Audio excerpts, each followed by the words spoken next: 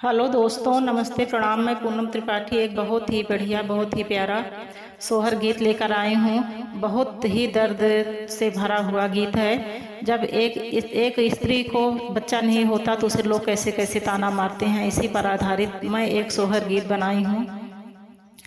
और अभी मैं तुरंत बनाई हूँ और तुरंत गाकर डाल रही हूँ। इसमें मेरी तबीयत थोड़ा अस्वस्थ है, इसी वजह से आप मेरी आवाज़ पर ना ध्यान देना। मुझे गीत गाने में दिक्कत हो रही है, सांस फूल रही है। और गीत जैसा लगे सिर्फ आप गीत के बोल पर ध्यान देना। कितना बढ़िया, कितना प्यारा दर्द भरा गीत मैं लेकर आई हूँ। आप लोग जब नहीं सुनते तो मुझे बहुत ही दुख होता है। जितना दुख इस प्रिया को हो रहा है उतना ही दुख मुझे होता है जब आप लोग मेरा गीत नहीं सुनते तो। और गीत सुनकर आप सबको जैसा भी लगे कमेंट करके बताना। और चैनल पर पहली बार आए हो तो चैनल को सब्सक्राइब करना। यदि पसंद आए तो लाइक करना और ज़्यादा से ज़्यादा शेयर करना। चटकी चुनरिया पहिरे बहुआ तो छठी माई के थाल साजे हो। अब लैली फसही चाउर वायाउर दही महुआ हो। चटकी चुनरिया पहिरे तिरिया तो छठी माई के थाल साजे हो। बेलैली फसही चाउर वाउर दही महुआ हो। तिरिया सात जोड़ी बनाई पूड़िए वा तो छठी माई के थाल साजई हो। इतनी माँ आई गई नदिया बोलाई बीस बोली हो। सखिया इतनी माँ आई गई नदिया बोलाई बीस बोली हो। भौजी तू ताऊ जनम बांझिनिया तो छठी कैसे पूजबीऊ हो। भौजी तू ताऊ जनम बांझिनिया तो छठे कैसे पूजबीऊ हो।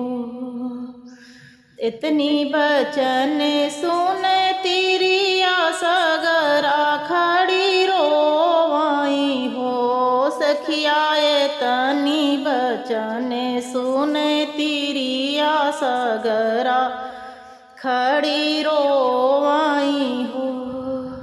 सगरा से निकरी है छठी मैया दुख सुख पूछाई हो।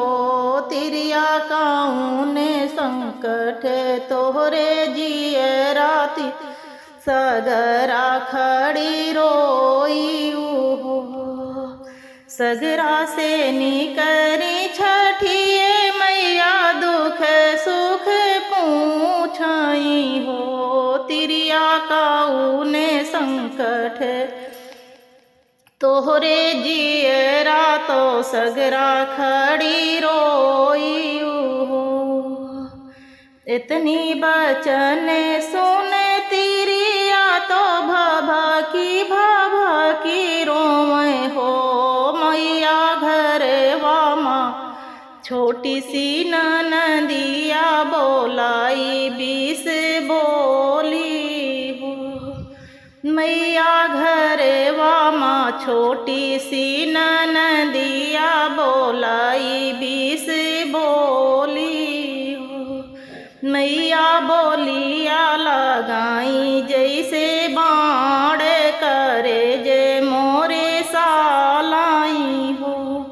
मैया बोलिया लगाई जैसे बाण करे जे मोरे सालाई हो। इतनी बचन सुन छठी मैया मने माँ दुखित भई हो। सखिया तनी बचन सुन छठी मैया मने माँ दुखित भई हो। तिरिया आजू के नवाए महीने वाला लने हमें दे बई हो। इतनी बचन सुन छठी मैया मने माँ दुखित भाई हो। तिरियाया जो के नवाए माहीने वालन तोहरे होई हाई हो। पहिला लालन बनवे छठी मैया गोदी बैठावाई हो। ललना जाई जन्म्या तिरिया की कोखिया छठाए दीनिया हो।